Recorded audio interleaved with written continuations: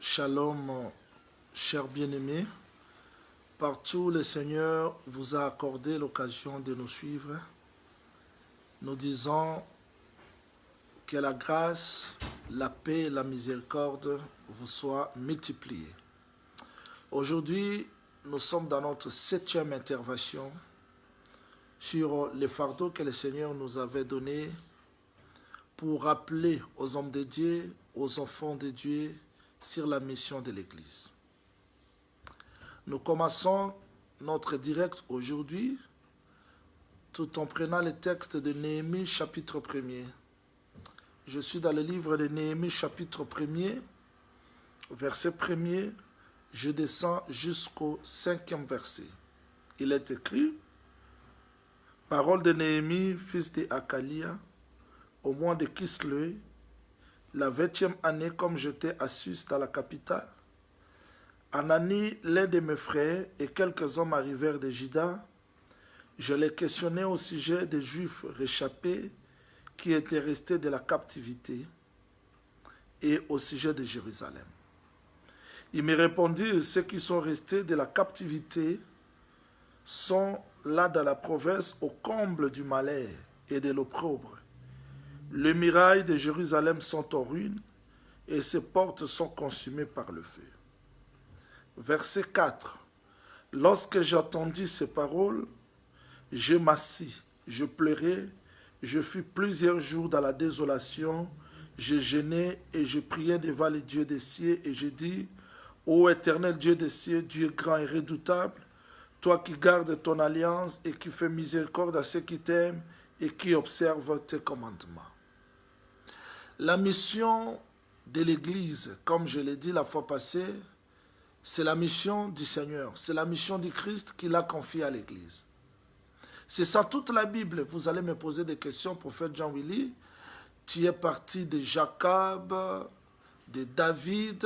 Aujourd'hui, nous sommes dans Néhémie. Tu as parlé de Moïse. Toutes ces choses n'étaient que de l'ombre. De l'ombre, mais le corps, c'est dans le Seigneur Jésus-Christ. C'est-à-dire que toute la Bible renferme une seule mission, la mission du Christ. C'est-à-dire prendre l'homme qui était à l'éternité, qui est retourné, qui est tombé sur la terre, le retourner à l'éternité. Voilà la mission, c'est ça toute la Bible. Voilà pourquoi dans Hébreux, plutôt dans Michée chapitre 5 verset 1er, vous allez voir que les activités de Messie remontent dans les temps les plus anciens. C'est-à-dire que toutes ces missions-là parlaient seulement de la mission du Christ.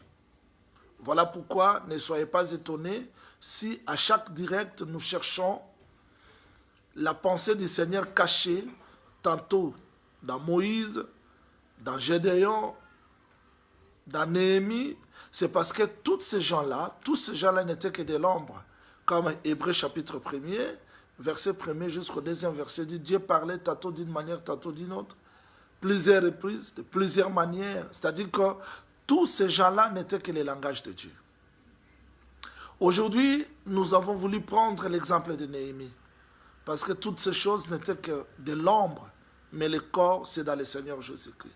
Remarquez, Néhémie se trouvait dans la captivité, loin de son pays, loin de son peuple. Il était là dans la captivité et il a voulu se rassurer sur l'état de sa ville et l'état de son peuple. Il faudrait que les gens retiennent ça avec beaucoup de certitude. Néhémie pose la question sur son peuple et sur la ville sainte, parce que des choses marchaient ensemble. C'est-à-dire, il y a le peuple, il y a aussi la demeure. Mais la réponse était celle-ci. Les gens qui sont restés là sont dans l'opprobre, dans le malheur. Jérusalem est détruite, la ville sainte, ses murailles sont consumées par le feu et les gens étaient dans l'opprobre. Oui, les gens ne pouvaient pas être dans la joie parce que l'état de la ville était expliqué par l'état des hommes, ou l'état de l'homme explique l'état de la ville. Quand Néhémie attendit ces choses, il était dans la désolation, dans le plaie. Il doit recourir au Seigneur, demander afin que Dieu ait pitié de son peuple et de la ville sainte, pour que Néhémie soit capable d'aller restaurer la ville sainte, ramener son peuple de la captivité, rentrer dans Jérusalem, parce que c'était ça la mission. Vous voyez, Néhémie avait une mission. Et la mission de Néhémie, ce n'est plus aujourd'hui la mission d'un homme spécial, mais cette mission cachait la mission de Christ. Parce que l'homme Adam, chassé dans le jardin d'Éden, Éden abandonné, l'homme dans la désolation, il a fallu qu'un homme vienne pour restaurer Éden et ramener l'homme là où il était tombé. Voilà pourquoi dans Jean chapitre 14, après avoir travaillé, il dit « Je m'en vais vous préparer une place ». Pourquoi préparer la place? Parce qu'il devait retourner l'homme dans sa position initiale. Quand vous vérifiez Apocalypse chapitre 21, vous allez voir que l'ange appelle le prophète Jean pour voir la femme, l'épouse. Mais quand vous vérifiez le texte, à la place de voir l'épouse, il voit la ville qui descendait. C'est-à-dire que telle est la ville, telle est l'épouse, telle est l'épouse, telle est la ville. C'était ça la mission de Néhémie, c'est-à-dire ramener le peuple, aller restaurer. C'était ça la mission. Cette mission n'était que l'ombre, mais la vraie mission devait s'accomplir dans le corps du Seigneur Jésus-Christ. Comme je dis dans mes précédentes interventions, là nous sommes dans les remèdes. Qu'est-ce que Néhémie devait faire pour que la mission soit accomplie? Comme je l'ai dit, la mission s'explique dans le corps du Christ. Et ce Christ-là a fait les uns comme apôtres, prophètes, pasteurs, docteurs, évangélistes. Il nous a choisis et nous sommes dans sa mission. Parce que c'est lui le seul visionnaire, c'est lui le seul missionnaire. Souvenez-vous de ce qu'il a dit. Il envoie les 70 disciples. Mais il dit c'est lui qui reçoit un prophète en qualité du prophète. C'est-à-dire que les 70 disciples ne devaient parler que d'un seul prophète. C'était lui le missionnaire. Et nous sommes dans cette mission. Nous sommes dans lui pour accomplir sa mission. C'est-à-dire récupérer le peuple de Dieu, les retourner dans l'éternité. Mais aujourd'hui, je vais attirer l'attention de mes bien-aimés qui me suivent partout dans le monde. Remarquez, le texte dit ceci. Je suis dans le livre de Néhémie chapitre 1er, verset 4. Lorsque j'attendis ces choses, je m'assis, je pleurais, je fus plusieurs jours dans la désolation, je jeûnais, je priais devant Dieu des cieux. Mais Néhémie qui se trouvait dans le palais royal, pourquoi Néhémie devait pleurer? Pourquoi Néhémie devait jeûner? On ne peut pas accomplir la mission de Christ si on n'a pas le fardeau. Si aujourd'hui, la mission devient très difficile parce que beaucoup de gens n'ont pas le fardeau. Néhémie avait le fardeau. Il a fait que cette mission-là, ou la nouvelle qu'il avait attendue, soit exprimée par sa personne. C'est-à-dire, Néhémie s'est identifié à la mission. Néhémie s'est revêtu de l'amour, du fardeau. Mais Néhémie mangeait bien, il était bien. Pourquoi il devait pleurer? Pourquoi il devait gémir? Pourquoi il devait rester dans la souffrance, dans des jeûnes, dans des prières? Parce qu'on ne peut pas accomplir une mission si vous n'avez pas le fardeau. Je parlais de la vie de prière, je parlais de l'intimité, mais aujourd'hui je suis dans le fardeau. Nous avons trop de hommes de Dieu sans fardeau. Nous avons beaucoup de pasteurs, des évangélistes, des prophètes, des docteurs. Ils prêchent mais sans fardeau. Que les gens comprennent le message ou pas, ça ne dit absolument rien. Et il n'a pas le fardeau parce que ici, Néhémie, on a vu que Néhémie a pris ses problèmes. Il s'est identifié de ses problèmes. Souvenez-vous, le texte dit ceci. Quand vous vérifiez Néhémie, chapitre 2, verset 1er, voilà le texte. Il dit, au mois de Nissan, la 20e année du roi Artaxerxès, comme le vin était devant lui, j'ai pris le vin, je l'offris au roi. Jamais je n'avais paru triste en sa personne. Le roi me dit, pourquoi as-tu mauvais visage? Tu n'es pourtant pas malade. Ce n'est peut-être qu'un chagrin de cœur. Je fus saisi d'une grande crainte. J'ai répondu au roi, que le roi vive éternellement. Comment n'aurais-je pas le mauvais visage lorsque la ville où sont les sépultures de mes pères est détruite et que ses portes sont consumées par le feu? Vous voyez? C'est-à-dire que Néhémie, même son visage, exprimait les désirs, les fardeaux, les chagrins. Il y a quelque chose ici. Le vin qui réjouit le cœur du roi, le vin qui réjouit le cœur de l'homme. Néhémie présente ce vin avec le visage fermé, parce que le message, la tristesse de son peuple était expliqué par son visage, par son attitude. Mais comment Néhémie amène quelque chose qui peut réjouir le cœur du roi, mais son visage dans la tristesse?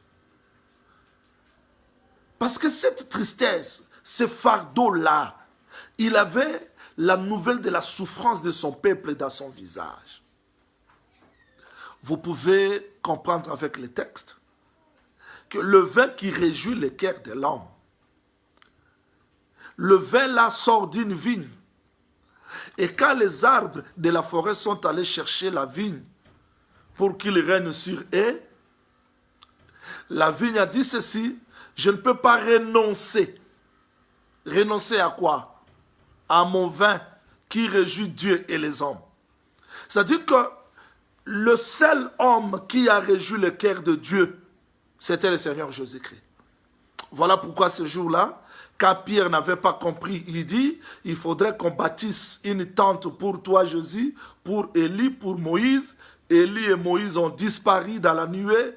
Et dès la nuée, la voix sortait, celui-ci est mon fils à qui j'ai mis toute mon affection. C'est-à-dire que véritable vin qui a réjoui le cœur de Dieu, c'est le Seigneur Jésus-Christ. Voilà pourquoi dans Luc chapitre 22, verset 17, quand vous descendez, il dit, le vin que je donne, c'est mon sang. C'est-à-dire que autrefois, le texte dit, tu n'as voulu ni sacrifice, ni holocauste, ni offrande, mais tu m'as formé un corps. Je viens pour accomplir ta volonté. Le sang de Jésus, le corps de Jésus, la vie de Jésus-Christ, c'était véritable vin qu'il a offert. Mais il a offert ce vin dans quel état de visage? Il criait, il gémissait. À la croix de Golgotha, c'était lui le vrai Néhémie. Quand il a donné le véritable vin, il pleurait, il gémissait. C'est-à-dire qu'à la croix de Golgotha, il s'est identifié aux hommes. Il s'est identifié à l'humanité qu'il est venu chercher. Hébreux chapitre 5 explique clairement, au jour de sa chair, il a présenté avec des cris, des lamentations, des prières à celui qui pouvait le délivrer de la mort. C'est-à-dire que Jésus-Christ portait dans son corps la souffrance d'un peuple, tout en offrant à Dieu le vin, sa vie qui avait réjoui le cœur de Dieu. Vous voyez? C'est-à-dire qu'on ne peut pas accomplir la mission s'il n'y a pas les fardeaux. Les gens prêchent sans fardeau. Les gens travaillent sans fardeau. S'il n'y a pas le fardeau, la mission ne peut pas être accomplie. Un homme de Dieu qui a le fardeau, un pasteur qui a le fardeau, il doit se soucier. Il ne peut pas dormir aussi longtemps que les gens n'ont pas trouvé de solution à leurs problèmes, à leurs difficultés. C'est ce que je parle du fardeau. C'est-à-dire que le fardeau, c'est ce fardeau-là qui doit faire que la mission soit accomplie. Vérifions 1 Thessaloniciens chapitre 2, verset 8, parce que nous sommes dans les remèdes. La fois dernière, je parlais sur la prière, l'intimité.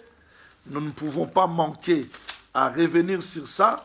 Mais aujourd'hui, nous donnons une autre couleur. 1 Thessaloniciens chapitre 2, verset 7 jusqu'au 8e verset. Voilà ce que frère Paul dit. 1 Thessaloniciens, chapitre 2, verset 7 jusqu'au 8e verset. Frère Paul dit ceci. Mais nous avons été pleins de douceur au milieu de vous, de même qu'une nourrice prend un tendre soin de ses enfants. J'insiste, un tendre soin de ses enfants. Ça, c'est les ministres qui parlent. Il dit, nous avons été pleins de douceur au milieu de vous, de même qu'une nourrice prend un tendre soin de ses enfants. La mission ne peut pas être accomplie si les gens n'ont pas le fardeau. Aujourd'hui, les gens se déplacent pour l'argent. Ils prêchent pour l'argent.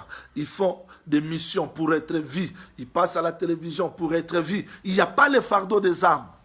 Regardez comment est-ce que les gens prêchent. C'est comme l'algèbre, géométrie. Le ministère ne complique pas les choses. Le ministère doit être capable de prendre des choses difficiles, simplifier pour que le peuple comprenne, parce que la vie du peuple dépend de ce qu'il attend.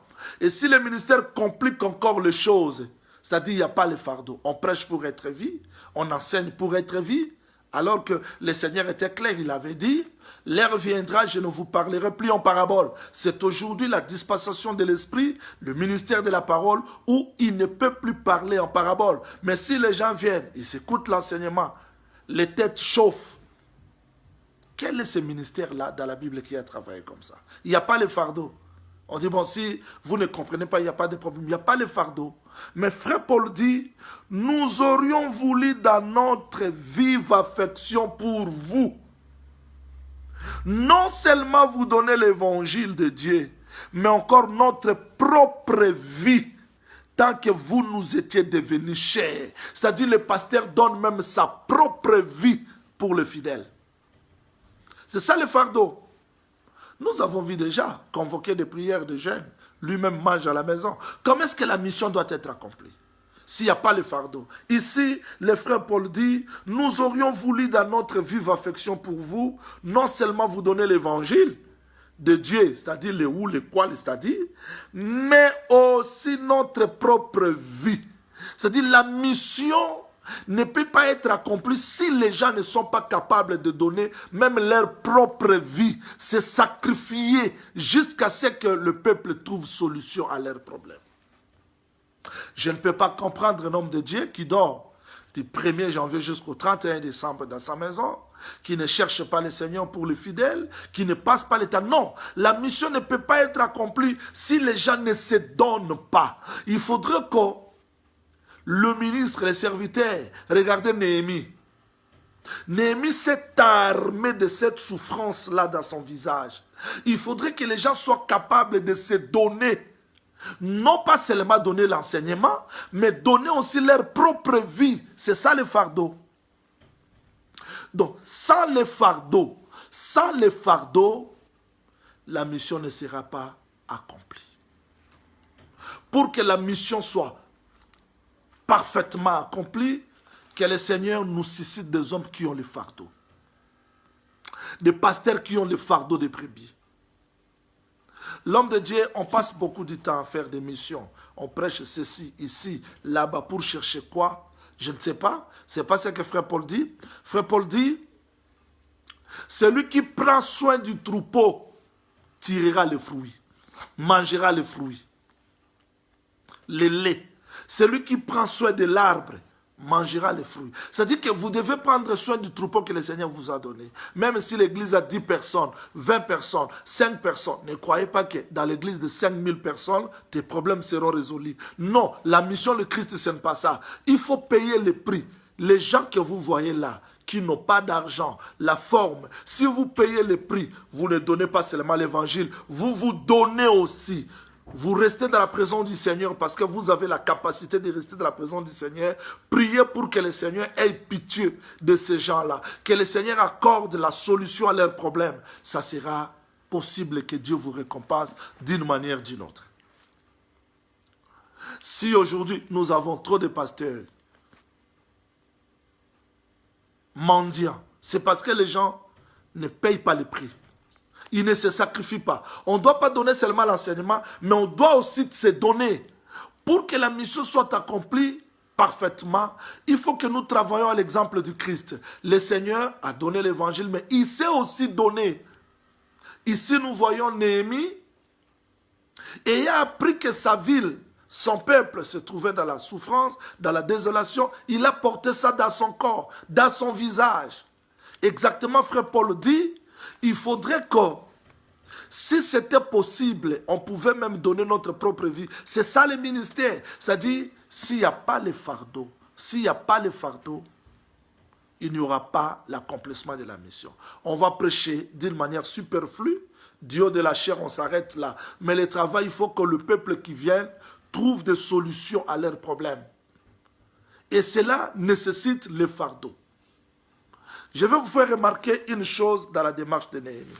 Nous sommes toujours là passés. Aujourd'hui, nous étudions la mission dans le livre de Néhémie. Remarquez, j'attire votre attention. Le premier verset dit ceci, parole de Néhémie, fils de Hakalia, au mois de Kislu. Vous voyez, mois de Kislu, c'est le 9e mois. Mais la réponse, Néhémie chapitre 2, au mois de Nissan, c'est le premier mois. Ça dit que Néhémie, depuis qu'il a commencé à jeûner, à prier, 9e mois, 10e mois, 11e mois, 12e mois, et le mois de Nissan, on voit encore Néhémie. C'est-à-dire que Néhémie était comme disparu dans le secret. Il payait les prix. Il est resté dans la présence du Seigneur autant de mois jusqu'à ce que Dieu a fait trouver grâce devant le roi. Pendant qu'il présentait le vin, le roi a regardé son visage, il a compris que quelque chose ne marchait pas. Dieu est capable de nous faire trouver grâce dans n'importe quelle circonstance, si et seulement si nous sommes capables de rester dans sa présence. Cela ne dépend pas des gens qui travaillent aujourd'hui dans la précipitation. Mais il faudrait que les gens aient le temps. Voilà pourquoi j'avais insisté. Remarquez Néhémie, depuis le 9e mois, 10e mois, on n'a pas parlé de lui, 11e mois, jusqu'à 1er mois qu'on verra encore Néhémie. Quand nous prenons le temps de la prière dans la légèreté, le temps de rester dans la présence du Seigneur dans la légèreté, on ne verra pas de grandes réalisations dans notre vie. On ne verra pas de grandes choses dans notre vie. Il y a des fois, il faut disparaître. Et Dieu veut de tels moments-là, de la disparition. On ne vous voit plus. C'est-à-dire, c'est voir. Comprenez le langage que je parle. C'est-à-dire que fini le temps de pleurer, de gémir, je vais rester dans la présence du Seigneur. À la place de pleurer devant les gens, je veux pleurer dans la présence du Seigneur. C'est dans les moments de l'intimité, de secret-là, que les grandes choses se préparent avec le Seigneur. La victoire, l'élévation, la grandeur que les gens cherchent aujourd'hui, on ne les trouve pas dans des places publiques, c'est dans les secrets. Souvenez-vous de David, qu'est-ce qu'il a dit? Mais cet homme ici, Goliath, n'ayez pas peur de lui. Je faisais paître les troupeaux de mon père. Un lion était venu, un ours était venu. Qui avait vu David? Personne. Il était dans les secrets. Les mariages que vous cherchez, la guérison, l'élévation, la grandeur,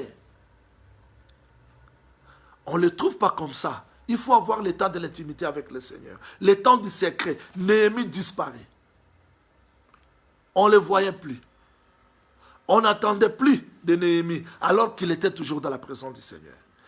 Voilà pourquoi j'ai parlé que dans la prière, nous devons expérimenter la demande. Dans Luc 11, on dit ceci. Celui qui demande, on le donne. Celui qui cherche, trouve. On ouvre à celui qui frappe. Vous voyez? C'est-à-dire, quand nous sommes dans la dimension de la demande, c'est un peu simple. C'est pour qu'on nous donne. Et si nous allons dans la recherche, c'est pour qu'on trouve. Mais il y a aussi une autre dimension de la frappe pour qu'il y ait des ouvertures. Remarquez le prophète Élie, au temps de la famine. Les corbeaux lui ont donné le pain. C'était très simple. Mais la famine devenait encore plus grande. il a trouvé les pains chez la veuve de Sarepta. Mais pendant qu'il fouillait, Dieu envoie les anges pour ouvrir les... Voilà. Ça, c'est maintenant l'étape de l'ouverture. Nous devons arriver dans cette étape-là de la recherche, de la frappe, pour que la grâce du Seigneur ouvre les esclises des cieux dans nos vies. Nous ne devons pas chercher la gloire. J'ai toujours dit, on ne cherche pas la facilité avant que la facilité elle-même vienne. Ce qui nous a tués aujourd'hui, on veut se comparer à tel, on veut faire ça. Mais chacun de nous a un chemin que Dieu a tracé pour lui. Il faut payer le prix. Néhémie disparaît. On ne le voyait plus. Il disparaît jusqu'à ce qu'il a trouvé grâce devant le Seigneur. C'est direct, c'est pour rappeler aux hommes de Dieu, aux enfants de Dieu. Il faut avoir le fardeau. Beaucoup de gens négligent même leur propre vie. Beaucoup de gens ne sont pas conscients. Alors que si les choses ne marchent pas, il faut avoir le fardeau de chercher le Seigneur. Prenez cela comme un fardeau et restez dans la présence du Seigneur. Remarquez Néhémie, il avait le fardeau. Il disparaît. Vous voyez le Seigneur Jésus-Christ? Il avait le fardeau. Mais après certains moments, on ne le voyait plus. Il a travaillé dans les secrets. Quand il guérit quelqu'un, il dit garde ça. Quand il fait ceci, garde ça. Jusqu'à ce que de grandes choses s'étaient révélées et manifestées. Il faut accepter le temps de la disparition. Que les gens ne parlent plus de vous. Vous devez disparaître. Et ces moments-là, ce sont des moments très forts qui préparent l'élévation dans nos vies. Voilà le direct d'aujourd'hui, c'est pour rappeler le fardeau. On ne peut pas accomplir la mission sans le fardeau. Vous allez voir la suite. Quand Néhémie part, il a commencé à mettre l'ordre. Néhémie chapitre 3. Il a mis de l'ordre. Et les gens qui étaient là, les sacrificateurs, tout le monde a compris la mission de Néhémie. Et tout le monde se mettait ensemble pour l'accomplissement de la mission que Dieu lui a confiée. S'il y avait un Néhémie, aujourd'hui encore il y a un Néhémie, c'est le Seigneur Jésus-Christ, que nous sommes appelés à travailler dans sa mission, dans sa vision pour l'accomplissement. J'aime les apôtres, comment est-ce qu'ils ont travaillé. On ne peut pas réussir la mission s'il n'y a pas l'intimité avec le Seigneur. Ce sont des choses qu'on a parlé. Peut-être les autres nous ont rejoints seulement aujourd'hui. On ne peut pas accomplir la mission si on ne paye pas les prix dans la présence du Seigneur. On ne peut pas accomplir la mission si nous n'avons pas le fardeau. Et autre chose que je vais introduire aujourd'hui, pour entrer dans les détails demain, la reconnaissance des grâces. Les gens ont reconnu Néhémie. Aujourd'hui, Pierre combat Jean, Jean combat Pierre, Paul combat Timothée, Timothée combat Tite. Et maintenant, comment est-ce que vous êtes les soldats d'une seule armée, vous vous combattez, l'un diabolise l'autre, l'autre... Comment est-ce que la mission sera accomplie? Quand l'un dévore l'autre, l'autre dévore... Mais finalement, nous combattons contre qui? Qui est notre ennemi?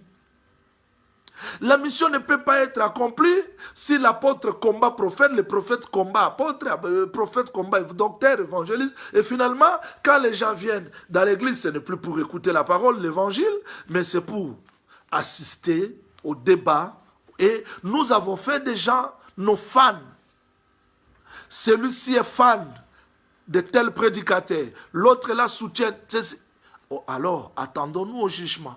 Parce que les grâces que le Seigneur nous a données, les capacités que Dieu nous a données, ce n'est pas pour nous combattre. Quand frère Paul a vu cela dans l'église de Corinthe, il a dit, qui est Paul? Qui est Apollos? Qui est Céphas? J'ai planté, l'autre a arrosé, mais c'est Dieu qui fait croître. Mais quand les gens aujourd'hui se combattent, telle église est contre l'autre, telle lignée est contre lignée, mais où est-ce que vous irez avec ces lignées-là? Il n'y a plus lignée comme l'identité, mais comme les barrières. Ça va vous amener où? Voilà, nous sommes dans la distraction. La mission n'est plus accomplie. Il n'y a pas la reconnaissance des grâces. La reconnaissance des grâces Quand frère Pierre s'élève le jour de la Pentecôte, si c'était aujourd'hui, il fallait commencer par la réunion qui va prêcher demain. Mais ils ont reconnu, et frère Pierre était clair, il dit, vous savez comment est-ce que Dieu a fait un choix parmi vous, que par ma parole, les païens arrivent à la repentance. Qui peut dire ça encore aujourd'hui? On ne reconnaît pas la grâce des gens. Et nous sommes aujourd'hui dans la confusion. C'est ce qui a fait que les gens soient affaiblis. Supposons que les paralytiques là, de la belle porte, soient encore aujourd'hui. Qui allait prier? Parce qu'ils espéraient recevoir quelque chose des apôtres. Ils ont dit, Pierre dit, regardez-moi, regardez-nous.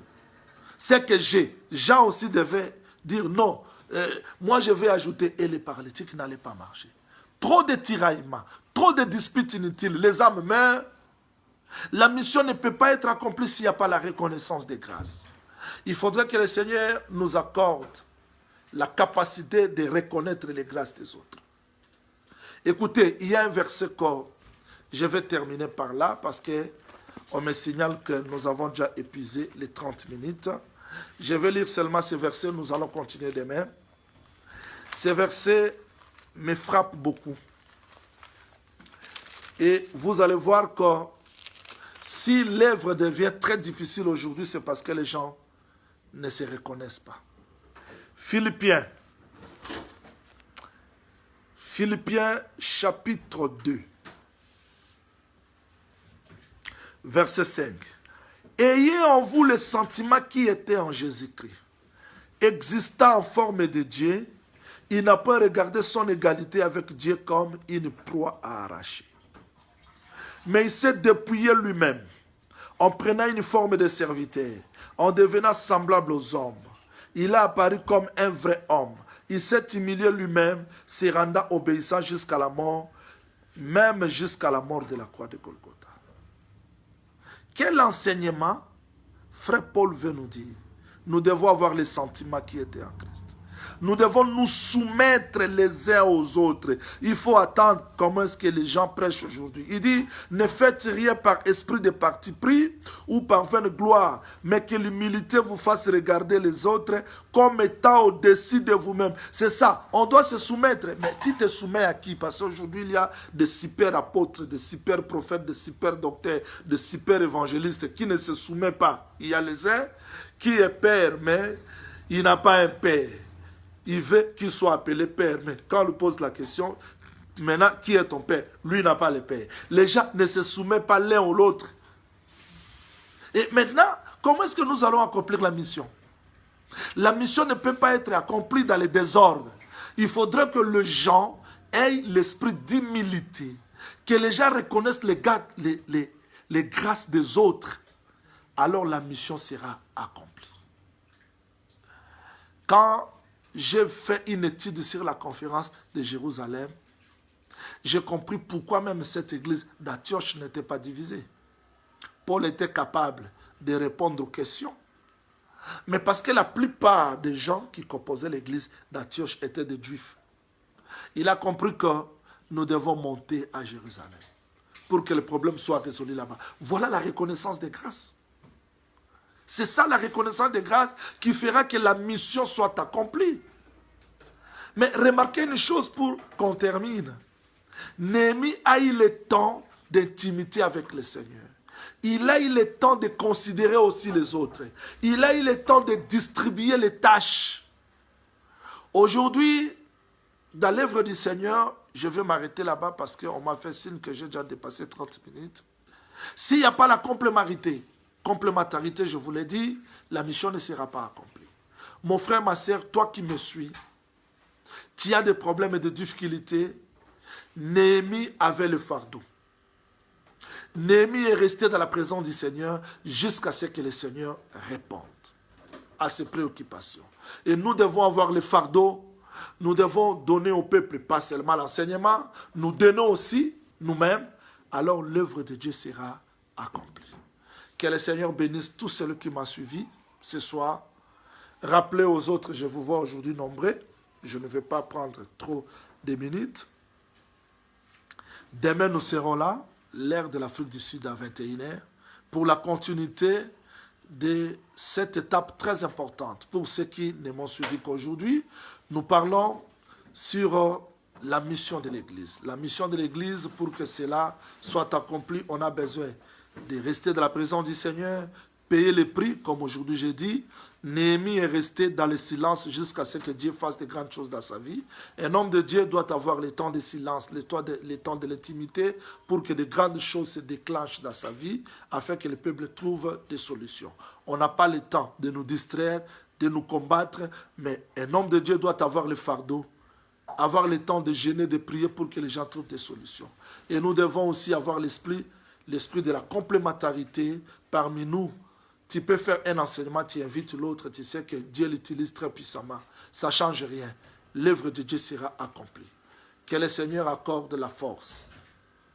Que le Seigneur accorde la force à tout celui qui me suit, tout celui qui a soif du réveil. Que le Seigneur ouvre les esclises des cieux. Ne manquez pas, samedi, nous aurons un programme de 1 heure du temps direct.